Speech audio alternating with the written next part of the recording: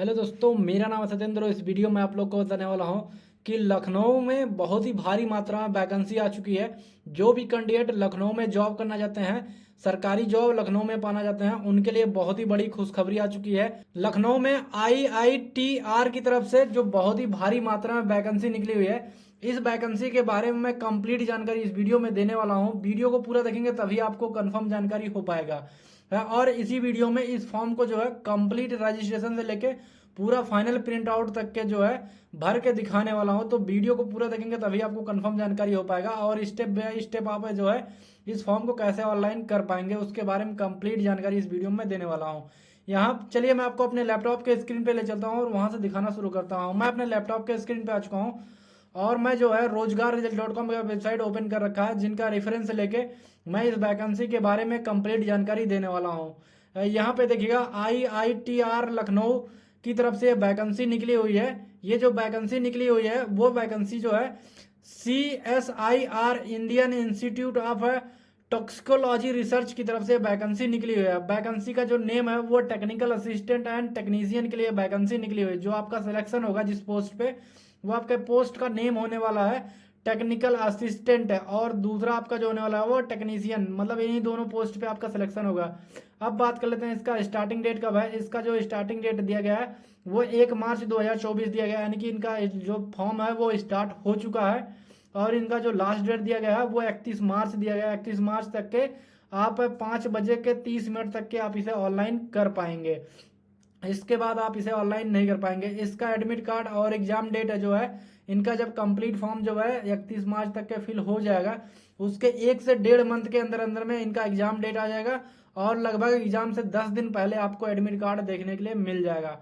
अब बात कर लेते हैं कि ये मतलब इस वैकेंसी के बारे में, ये वैकेंसी किस पोस्ट पे निकली हुई है। यहाँ पे देखिए जो ऑर्गेनाइजेशन नेम है जिनकी तरफ से वैकेंसी निकली हुई है, उनका जो नेम दिया गया है वो CSIR Indian institute of toxicology research की तरफ से वैकेंसी निकली हुई है। जहां पे आपका जो कंपनी का नेम दिया गया है वो आपका दिया गया है CSIR Indian institute toxicology research की तरफ से वैकेंसी निकली हुई है। जो आपका पोस्ट नेम होने वाला है वो टेक्निकल असिस्टेंट एंड टेक्नीशियन के लिए वैकेंसी निकली हुई है।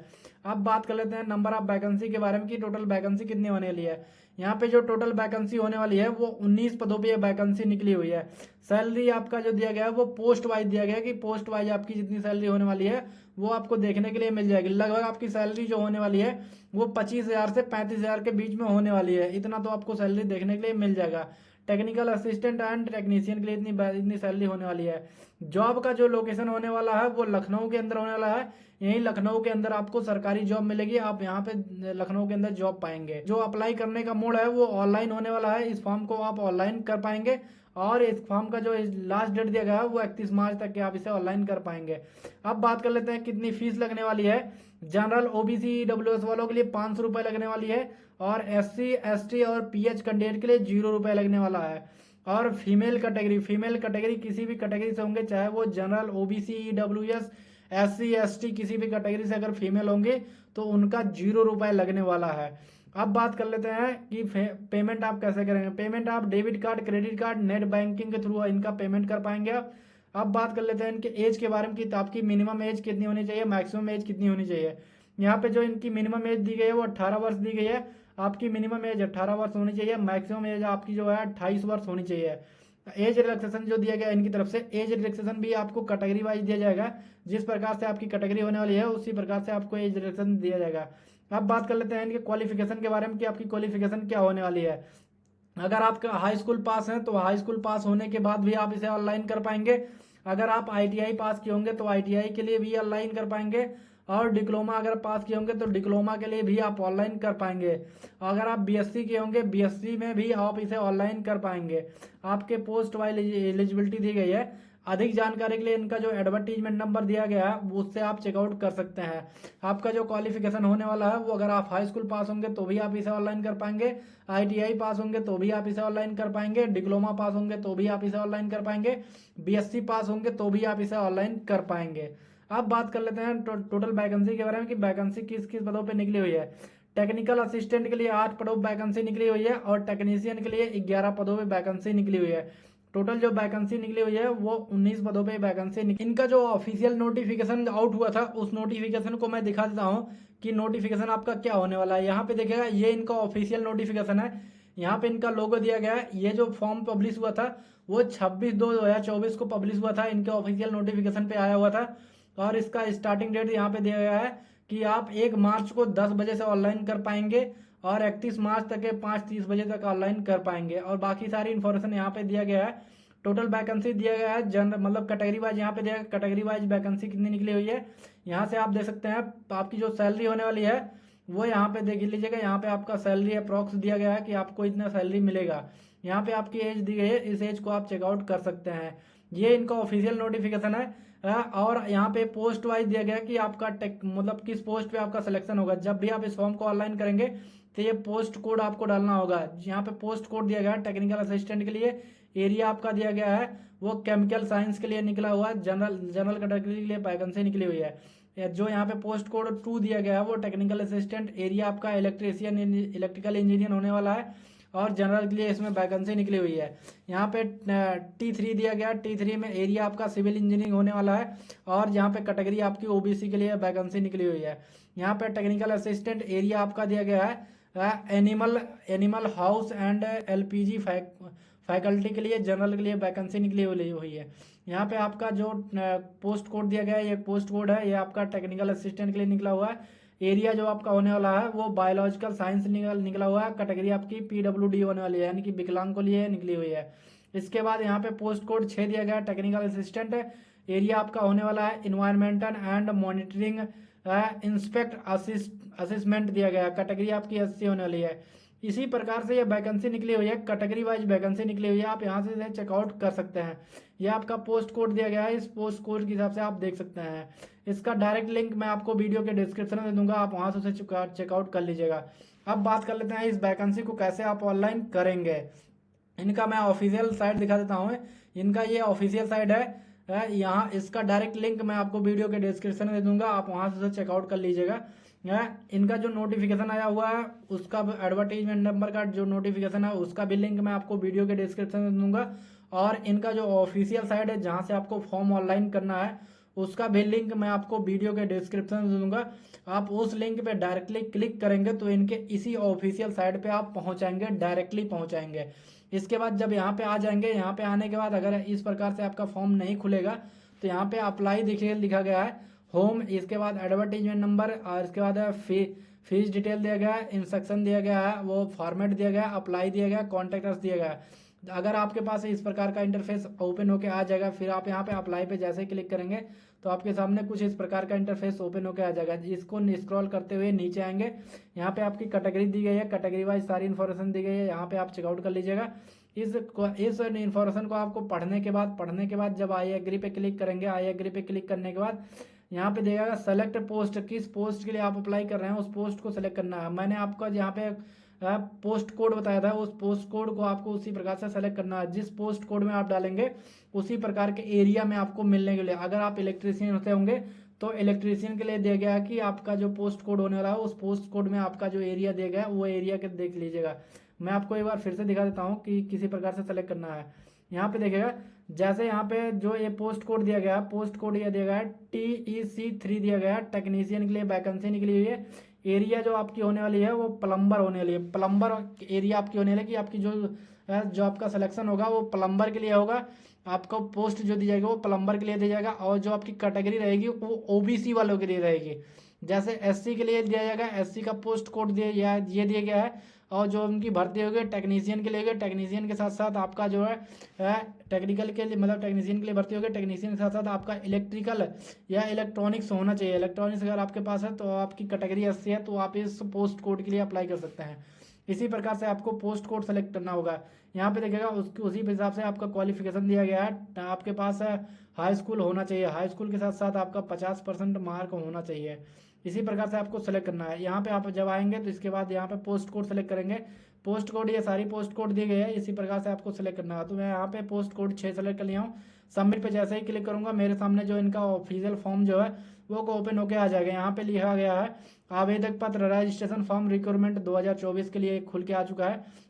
इस फॉर्म को कैसे फिल करना मैं इसके बारे में कंप्लीट जानकारी आपको दे देता हूँ। सबसे पहले यहाँ पे आपको अपना नेम डालना होगा। नेम डालने के बाद यहाँ पे आपकी जो कैटेगरी है, कैटेगरी आपको यहाँ से आ जाएगी। देखिएगा पोस्ट कोड को उसी प्रकार से सेलेक्ट करना है जिस प्रकार से आपकी कैटेगरी रहेगी। जो आपकी कैटेगरी होने वाली है वो उसी प्रकार से आप सेलेक्ट करेंगे। ये जो फॉर्म मैं भर रहा हूँ ये एक डमी फॉर्म है। मैं फॉर्म कैसे फिल करना है उसके बारे में सिर्फ आपको ओनली बता रहा हूँ। मैं ये फॉर्म फिल नहीं कर रहा हूँ, मैं सिर्फ आपको फॉर्म जो है स्टेप बाय स्टेप बता रहा हूँ कि आप कैसे फिल कर पाएंगे। तो इसमें जो डेटा पड़ेगा, जो इसमें डेटा जिस भी कैंडिडेट का डेटा पड़ेगा उससे किसी भी कैंडिडेट का कोई रिलेशन नहीं है। आप उसको इग्नोर करके बस अपना फॉर्म जो है कैसे फिल करेंगे स्टेप बाय स्टेप उसके बारे में जानकारी ले सकते हैं। फिर यहाँ पे अपना नाम डालेंगे। नाम डालने के बाद आपका कैटेगरी सेलेक्ट करना होगा। कैटेगरी सेलेक्ट करने के बाद अगर आप पीडब्ल्यूडी में होंगे तो यस कीजिएगा, अदरवाइज यहाँ पे नो कीजिएगा। नो करने के बाद अगर आप गवर्नमेंट एम्प्लॉय हैं तो यस कीजिएगा। अगर आप CSIR में एम्प्लॉय होंगे, जो वैकेंसी जिस वैकेंसी के लिए आप डाल रहे हैं उसमें अगर आप एम्प्लॉय होंगे तो यस कीजिएगा। अगर आप नहीं होंगे तो नो कीजिएगा। नो करने के बाद अगर आप सर्विस मैन होंगे तो यहाँ पे यस कीजिएगा, अगर अदरवाइज आप नो कीजिएगा। यहाँ पे नो अप्लीकेबल दिया गया है। नो अप्लीकेबल जैसे क्लिक करेंगे तो ये नो अप्लीकेबल हो जाएगा। इसके बाद यहाँ पे दिया गया है यस दिया गया है। अगर आप इस प्लेटफॉर्म पे होंगे तो आप यस कीजिएगा, अदरवाइज नो कीजिएगा। मैं नो कर दिया हूँ। इसके बाद यहाँ से आपको अपना मेल डालना होगा। मेल डालने के बाद दोबारा से मेल को कंफर्म करना होगा। मेल कंफर्म करने के बाद आपको एक पासवर्ड बनाना होगा। पासवर्ड को दोबारा से कंफर्म करना होगा। पासवर्ड आप यहाँ से जैसे ही कंफर्म करेंगे फिर इसके बाद आपको मोबाइल नंबर डालना होगा। मोबाइल नंबर को दोबारा से कंफर्म करना होगा। मोबाइल नंबर कंफर्म करने के बाद यहाँ पे आप अपना जेंडर सेलेक्ट करेंगे, जो आपका जेंडर होगा। जेंडर सेलेक्ट करने के बाद यहाँ पे अगर आपका फीस यहाँ पे दिया गया है category for fees relaxation. Fees relaxation के लिए आपको कैटेगरी चूज करना है कि आपको कैटेगरी चूज करना है। तो यहाँ पे दिया गया मैं अगर SC चूज करता हूँ तो SC के लिए दिया गया फीस एक्सटेंडेड दिया गया। फीस एक्सटेंडेड के दिया गया भुगतान संदर्भ में, यानी कि पेमेंट रेफरेंस दिया गया, पेमेंट आपका हो जाएगा। यहाँ पे दिया गया आवेदन शुल्क भुगतान करने के लिए यहाँ पे आपको सेलेक्ट करना होगा कि click here for payment through the SBI मतलब स्टेट बैंक कलेक्टिव सिंपल। मतलब अगर आप पेमेंट करना चाहते हैं तो यहाँ से चेकआउट कर सकते हैं। इसके बाद यहाँ पे अगर नो अप्लीकेबल कीजिएगा, नो अप्लीकेबल हो जाएगा। नो अप्लीकेबल होने के बाद यहाँ से कोई पेमेंट आपका नहीं आएगा। यहाँ पे अगर आप कुछ भी डाल देंगे तो यहाँ पे डाल सकते हैं। डालने के बाद यहाँ से आपको जो है एक मतलब जो इसका स्क्रीनशॉट है पेमेंट का, उस पेमेंट का स्क्रीनशॉट आपको अपलोड करना है। सैंपल में दिखाता हूँ किस प्रकार से आपको अपलोड करना है। फीस रिसिप्ट दिया गया है। इफ अगर जो अप्लीकेबल है मतलब अप्लीकेबल जो है उनके लिए फीस रिसिप्ट इसी प्रकार से आएगा। इसी प्रकार से आपको करना है। मैं इसको भी दिखा देता हूँ आपको। क्लिक हेयर पे पेमेंट आपको यहीं से करना है। यहाँ पे आप जाएंगे तो इसके बाद यहाँ से आपको पेमेंट करने का ऑप्शन मिल जाएगा। इसके बाद यहाँ पे देखिए मतलब पेमेंट भुगतान करने के लिए आपको वहाँ जाना होगा, वहाँ से आपको पेमेंट भुगतान करना होगा। इसके बाद आप यहाँ पे डेट ऑफ बर्थडे डालेंगे। डेट ऑफ बर्थडे डालने के बाद आपकी कितनी एज है एज डाल लेंगे। यहाँ पे देखा प्लीज अपलोड है सपोर्टिव डॉक्यूमेंट को अपलोड करना होगा। मैक्सिमम आपको डॉक्यूमेंट अपलोड करना होगा। तो इसके बाद यहाँ पे आपको जो है डिक्लेयर करना होगा मैंने जो सारी इन्फॉर्मेशन भरी है वो सही है या नहीं सही है। उसके बाद सही होने के बाद यहाँ पे आई सहमत यानी कि आई एग्री पे जैसे ही क्लिक करेंगे, क्लिक करने के बाद यहाँ फाइनल सबमिट पे जैसे ही क्लिक करेंगे तो आपका जो रजिस्ट्रेशन हो जाएगा वो फाइनल सबमिट के लिए चला जाएगा। मैं इसको फिल करके आपको वीडियो में कंटिन्यू करता हूँ। यहाँ पे देखिएगा मैं अपना जो कंप्लीट फॉर्म जो है जितना डेटा मुझे फिल करना था वो डेटा सारा डेटा मैं फिल कर दिया हूँ। इसी प्रकार से आपको भी अपना डेटा फिल करना है। डेटा फिल करने के बाद यहाँ पे आपको जो डॉक्यूमेंट अपलोड करना है वो डॉक्यूमेंट मैं अपलोड कर दिया हूँ, आप उसे चेकआउट कर सकते हैं। इसके बाद आई एग्री पे जैसे मैं क्लिक करूंगा, क्लिक करने के बाद सबमिट पे जैसे मैं क्लिक करूंगा तो यहाँ पे देखिएगा मेरा फॉर्म जो है वो सबमिट के लिए चला जाएगा। मेरा फॉर्म जो है अभी प्रोसेस हो रहा है सबमिट के लिए। तो यहाँ पे देखिएगा मेरा फॉर्म जो है वो सबमिट हो चुका है। यहाँ पे देखिएगा यहाँ पे लिख के आ चुका है thank you for registration with us, कि हमारे साथ रजिस्ट्रेशन के लिए धन्यवाद।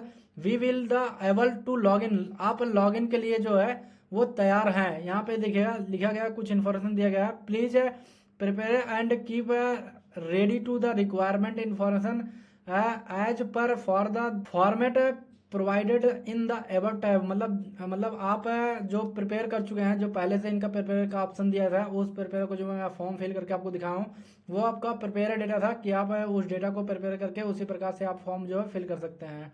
इसके बाद यहाँ पे मेरा जो रजिस्ट्रेशन है वो सक्सेसफुली हो चुका है, आप यहाँ से देख सकते हैं। इसी प्रकार से आपको रजिस्ट्रेशन करना है। रजिस्ट्रेशन करने के बाद यहाँ पे लिख के आ चुका है कि आप जो है लॉगिन करने के लिए अवेलेबल हैं और आप लॉगिन कर सकते हैं। अब मैं इनका लॉगिन का जो ऑप्शन आ रहा है वो लॉगिन का ऑप्शन आपको दिखा देता हूँ। कि आपको कैसे लॉगिन करना है और कहाँ से लॉगिन करना है। यहाँ पे देखिएगा जो उनका डेटा दिया गया था वो एक डमी डेटा था। डमी डेटा में फॉर्मेट दिया गया था कि उस फॉर्मेट को आपको सिर्फ ओनली फिल करना है। फिल करने के बाद जब आप उसे फिल कर देंगे प्रॉपर तरीके से, इसके बाद आपके मेल आईडी पे आप अपना जो मेल आईडी डालिएगा वही मेल आईडी डालिएगा जो आपका एक्टिव होगा। उस मेल आईडी पे आपका जो है वो फॉर्म अप्लाई करने का लिंक जाएगा। उस लिंक पे जैसे ही क्लिक करेंगे तो आपके सामने जो है कुछ इस प्रकार का इंटरफेस ओपन होके आ जाएगा। मेरे मेल पे जो लिंक गया था उस लिंक पे जैसे मैं क्लिक किया हूँ तो मैं कुछ इस प्रकार के इंटरफेस के वेबसाइट ओपन होके आ चुका हूँ। यहाँ पे देखिएगा है, यहीं से आपको इस फॉर्म को ऑनलाइन करना है। इसका भी डायरेक्ट लिंक मैं आपको वीडियो के डिस्क्रिप्शन में दूंगा, आप वहां से उसे चेकआउट कर लीजिएगा। यहाँ पे जैसे आप आ जाएंगे तो यहाँ पे लिखा गया है कि आप इस एडवर्टाइजमेंट नंबर के लिए अप्लाई कर सकते हैं। अप्लाई करने का 2 ऑप्शन दिया गया है। Number 1 click to apply server 1। Server 1 से अगर आप अप्लाई करना चाहते हैं तो सर्वर 1 से अप्लाई कीजिएगा, और click to apply server 2। Server 2 से अगर आप अप्लाई करना चाहते हैं तो सर्वर 2 पे क्लिक कीजिएगा। तो अभी जो इनका सर्वर 1 है वो एक्टिवेट नहीं है, तो सर्वर 2 जो है वो एक्टिवेट है। सर्वर 2 पे जैसे मैं क्लिक करूंगा तो मेरे सामने कुछ इस प्रकार का इंटरफेस ओपन होकर आ जाएगा।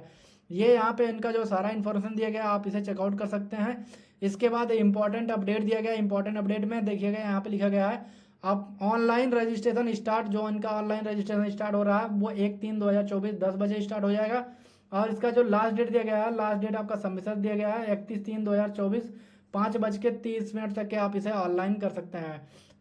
इसके बाद जो भी कैंडिडेट अभी रजिस्ट्रेशन कर रहे होंगे न्यू रजिस्ट्रेशन के लिए, तो यहाँ पे न्यू रजिस्ट्रेशन के लिए क्लिक करेंगे। यहाँ पे जैसे क्लिक करेंगे फिर आपके सामने इस प्रकार का इंटरफेस होकर ओपन होकर आ जाएगा। इस फॉर्म को जो ऑलरेडी भरे होंगे वो आपका रजिस्ट्रेशन फॉर्म था, उस फॉर्म को जब आप भर लेंगे तो यहाँ पे जैसे ही क्लिक करेंगे तो यहाँ पे देखिएगा click here for login, login करने का ऑप्शन आ जाएगा। इसके बाद आप लॉगिन पे जैसे ही क्लिक करेंगे तो यहाँ पे आपका मेल आईडी डालेंगे, मेल आईडी डालने के लिए आ जाएगा।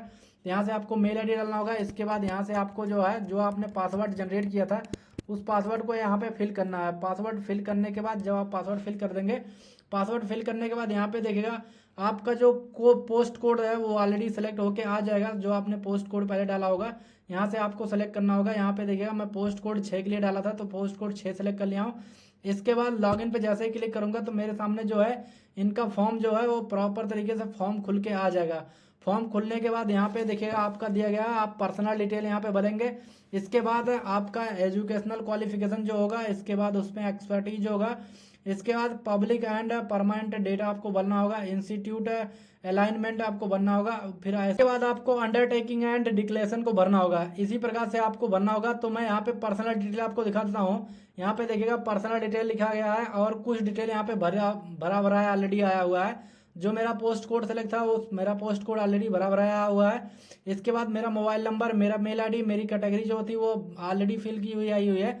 इसके बाद यहाँ से आपको अपना फादर नेम डालना होगा। फादर नेम डालने के बाद मदर नेम डालना होगा। मदर नेम डालने के बाद यहाँ पे आपको मैरिटल स्टेटस डालना होगा कि आप सिंगल हैं या मैरिड हैं। उसको डालने के बाद यहाँ पे आप अपना परमानेंट एड्रेस डालेंगे। परमानेंट एड्रेस डालने के बाद आपका कम्युनिकेशन एड्रेस जो होगा वो कम्युनिकेशन एड्रेस डालेंगे।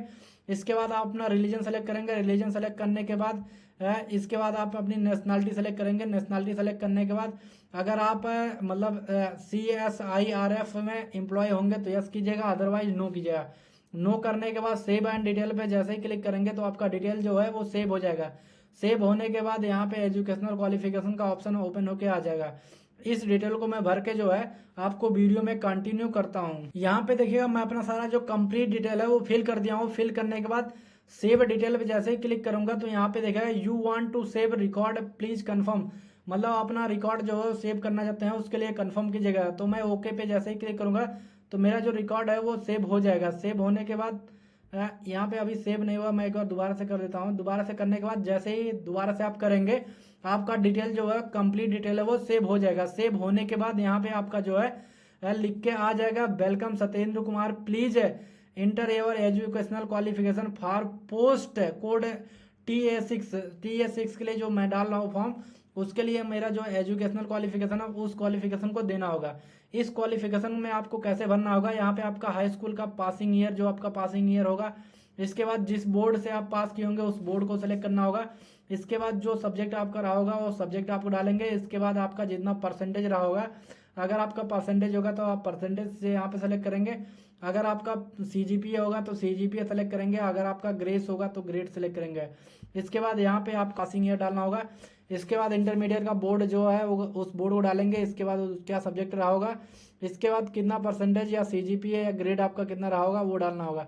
इसके बाद अगर आपके पास है जो है बैचलर डिग्री या ग्रेजुएशन की डिग्री होगी तो यहाँ पे आप ग्रेजुएशन की डिग्री डालेंगे, डिग्री के यहाँ पे डालेंगे। अगर आपका ग्रेजुएशन होगा तो ग्रेजुएशन डालिएगा, अगर आपका BSc होगा तो BSc डालिएगा। अगर आपके पास इंजीनियरिंग डिग्री होगी तो इंजीनियरिंग डिग्री डालिएगा, अगर आपके पास डिप्लोमा होगा तो डिप्लोमा डालिएगा। इसके बाद यहाँ पे किस मतलब किस ईयर में आप डिप्लोमा पास हुए हैं या डिग्री आप पास हुए हैं किस ईयर में। इसके बाद आपको कौन से बोर्ड से वो डिग्री पास हुए हैं, क्या सब्जेक्ट रहा है और आपका कितना परसेंटेज रहा, वो परसेंटेज डालने के बाद यहाँ पे अगर आपका PhD होगा तो यहाँ पे PhD के लिए ऑप्शन दिया गया है। अगर आपके पास पोस्ट मतलब पोस्ट ग्रेजुएशन डिग्री होगी मतलब पोस्ट डिग्री होगी तो यहाँ पे पोस्ट डिग्री डालने है। अगर आपके पास कोई अदर डिग्री होगी तो अदर डिग्री के लिए डालने का ऑप्शन यहाँ पे आ चुका है। ये डिग्री डालने के बाद सेव डिटेल पे जैसे ही क्लिक करेंगे तो आपका डिटेल जो है वो सेव हो जाएगा। सेव होने के बाद जो है आपका नेक्स्ट ऑप्शन जो है पब्लिक एंड परमानेंट्स के लिए आ जाएगा। देखिए मेरा पर्सनल डिटेल सेव हो चुका है, एजुकेशनल क्वालिफिकेशन के लिए आ चुका है। अब मेरा पब्लिकेशन एंड परमानेंट्स के डिटेल के लिए आ जाएगा। ये डिटेल मैं जैसे ही फिल करके सबमिट करूंगा या सेव डिटेल पे क्लिक करूंगा तो मेरा नेक्स्ट ऑप्शन ओपन होके आ जाएगा। इस डिटेल को मैं फिल करके जो है आपको वीडियो में कंटिन्यू करता हूँ। यहाँ पे देखिएगा मैं अपना जो है सारा एजुकेशनल डिटेल, जो मेरी एजुकेशनल डिटेल है वो डिटेल मैं यहाँ पे डाल दिया हूँ। डिटेल डालने के बाद अगर आपके पास कोई एक्स्ट्रा डिटेल होगी तो यहाँ पे आप डालिएगा, अदरवाइज यहाँ पे नो कीजिएगा। मतलब यहाँ पे कोई डिटेल नहीं भरने की जरूरत है। मेरे पास कोई एक्स्ट्रा डिटेल नहीं है तो मैं जो डिटेल मेरे पास थी वो डिटेल मैं डाल दिया हूँ। डिटेल डालने के बाद सेव डिटेल पे जैसे ही क्लिक करूंगा तो मेरे सामने कुछ इस प्रकार का ओपन होके आ जाएगा। यहाँ पे लिखा गया once you are save record, मतलब एक बार दोबारा से आप अपना डिटेल जो सेव करना चाहते हैं, are you not eligible to change. अगर आप मतलब एक बार सेव कर देंगे दोबारा से इस डिटेल को चेंज नहीं कर पाएंगे। तो जो भी कैंडिडेट इस फॉर्म को डाल रहे होंगे प्लीज वो एक बार वीडियो पूरा देख लीजिएगा। पूरा देखने के बाद फिर जब अपना फॉर्म भरेंगे तो दोबारा से इस वीडियो को जरूर देख लीजिएगा, क्योंकि एक बार अगर आप अपना डिटेल भर लेंगे तो दोबारा से चेंज नहीं कर पाएंगे। तो वीडियो को पूरा देखेंगे तभी आपको जो है कंफर्म जानकारी हो पाएगा। इसके बाद मैं सारा डिटेल चेक कर लिया हूँ। चेक करने के बाद ओके पे जैसे ही क्लिक करूंगा तो मेरा डिटेल जो है वो सेव करने के लिए ऑप्शन आ जाएगा। ऑप्शन आने के बाद यहाँ पे देखिएगा लिखा गया है एजुकेशनल क्वालिफिकेशन, यहाँ पे दिया गया। अभी ये सेव नहीं हुआ है, एक बार आपको कंफर्मेशन होता है। कंफर्मेशन होने के बाद फिर यहाँ पे दूसरा ऑप्शन देखिए आता है, यहाँ पे सेव डिटेल एंड नेक्स्ट का ऑप्शन। पहले आपका सेव डिटेल आता है, सेव डिटेल में आप सेवर करेंगे, सेवर करने के बाद दोबारा से आप इसे चेंज नहीं कर पाएंगे। अगर आप अभी भी आपको जो चेंज करना है, कुछ चेंज करना चाहते हैं तो चेंज कर लीजिएगा। अदरवाइज जब आपके सामने सेव डिटेल एंड नेक्स्ट का ऑप्शन आ जाएगा फिर आप जब दोबारा करेंगे फिर भी आपके सामने उसी प्रकार का एक पॉपअप ओपन होकर आ जाएगा जिस प्रकार से पहले आया हुआ था। उसी प्रकार से आपको यहाँ लिखा गया है कि आप एक बार अपना डिटेल भर देंगे दोबारा उसे चेंज नहीं कर पाएंगे। तो इसके बाद मैं अभी सारा चीज डिटेल्स ओके कर दिया हूँ। ओके करने के बाद मेरा डिटेल जो है सेव हो चुका है। सेव होने के बाद यहाँ पे देखिएगा कुछ इन्फॉर्मेशन आ चुकी है। यहाँ पे देखिएगा पब्लिकेशन एंड पेटेंट्स के लिए आ चुका है। यहाँ पे देखिएगा एम्प्लॉय नेम, आप गवर्नमेंट, अगर आप गवर्नमेंट एम्प्लॉय हैं तो यहाँ पे ऐड कीजिएगा। अगर आप गवर्नमेंट एम्प्लॉय नहीं है तो ऐड करने की कोई ज़रूरत नहीं है।